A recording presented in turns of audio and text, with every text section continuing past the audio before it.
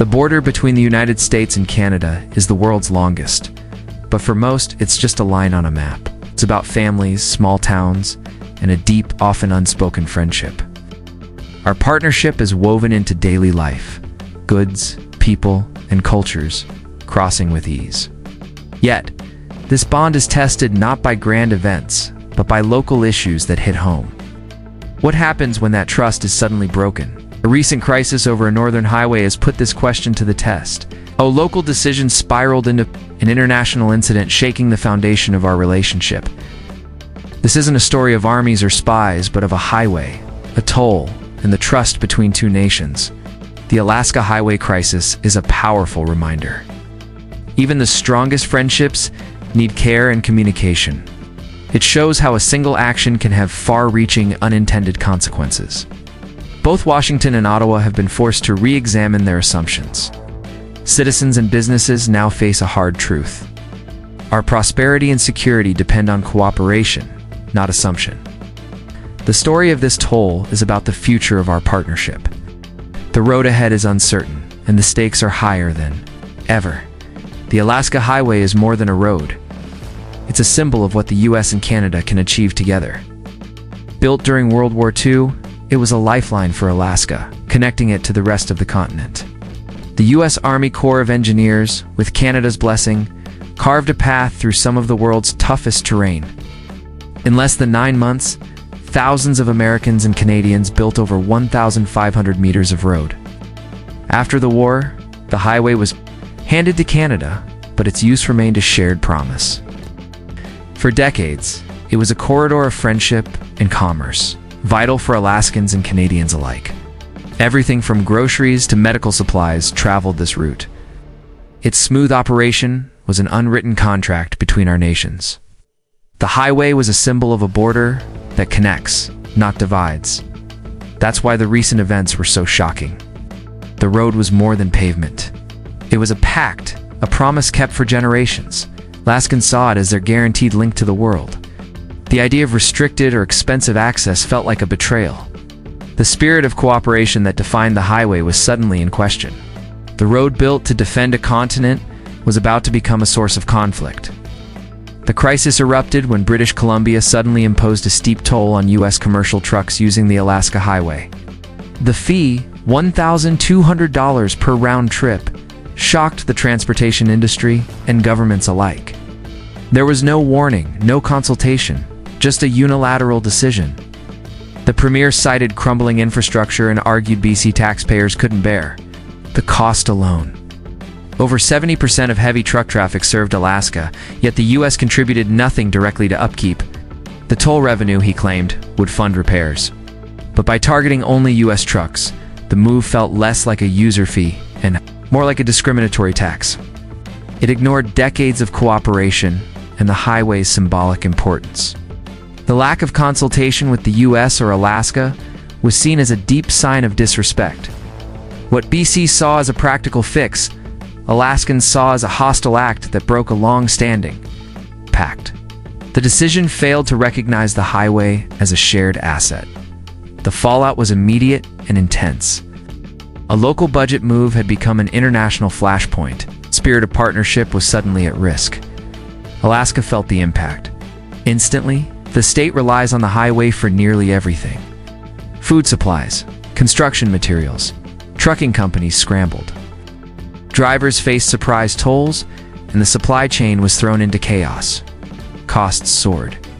Groceries, building materials, and essentials became more expensive overnight. Small businesses and families felt the squeeze, with some wondering if they could survive. The toll wasn't just a policy, it was a threat to livelihoods. The sense of isolation in Alaska deepened. Their vital connection now felt fragile. Some trucking companies refused Alaska-bound loads, while others added surcharges. Shortages began to appear. Medications, hardware, even basic groceries. The crisis exposed Alaska's vulnerability and dependence on Canadian goodwill. The toll became more than a fee. It was an economic blockade in all but name. The human and economic costs were impossible to ignore. Alaskans reacted with shock and anger, feeling betrayed by a trusted neighbor. Town halls filled with furious residents. Protest rallies erupted across the state. Local leaders condemned the toll as discriminatory and demanded federal intervention. The issue quickly escalated to Washington and Ottawa. The U.S. ambassador lodged a formal protest, and the Secretary of State called Canada's foreign minister. Ottawa was caught in a bind infrastructure as a provincial matter, but the fallout was national. The Canadian government urged dialogue, but hesitated to condemn BC, fueling American frustration, as media framed the issue as a test of Canadian leadership and reliability. Editorials questioned whether Ottawa could control its provinces. The dispute became about more than a toll. It was about national respect and trust. Diplomatic channels grew tense, and the story dominated headlines. The crisis strained the U.S.-Canada relationship at every level. What began as a local decision had become a top-tier diplomatic problem. The pressure on both federal governments was immense. The narrative shifted from cooperation to conflict. The firestorm had officially jumped the border. The crisis revealed deeper cracks in us. Canada cooperation, especially in defense. The Alaska Highway is a strategic corridor for joint defense through NORAD. Pentagon officials worried if a province could toll commercial traffic. What about military movements in a crisis? The trust that underpins continental security was suddenly in doubt. The toll set a dangerous precedent, introducing uncertainty where certainty is essential. The economic fallout spread, chilling cross-border trade and investment. Businesses questioned the stability of the relationship. If a highway agreement could be tossed aside, what else was at risk?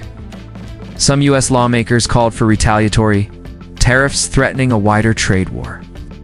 The crisis became a symbol of a fraying friendship. Goodwill built over generations was damaged.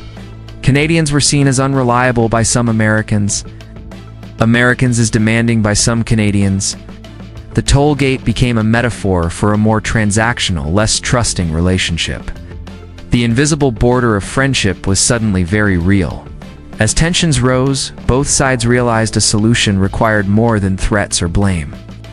Diplomatic back channels worked overtime to de-escalate. The leading proposal, a joint infrastructure commission with U.S., Alaskan, Canadian, and BC representatives, to manage and fund the highway, shared responsibility for a shared asset. Returning to the spirit that built the road, the U.S. could contribute directly to upkeep, eliminating the discriminatory toll. This would turn conflict into renewed collaboration and formalize the unwritten rules that govern the highway. Improved communication was essential. Future decisions must include advance notice and real consultation. No more surprises, just honest dialogue. Rebuilding trust also meant reconnecting people. Leaders discussed new cultural and economic exchanges and joint tourism initiatives to restore the highway's image as a corridor of friendship. The goal reinforced the personal and community ties that formed the true foundation of the U.S.-Canada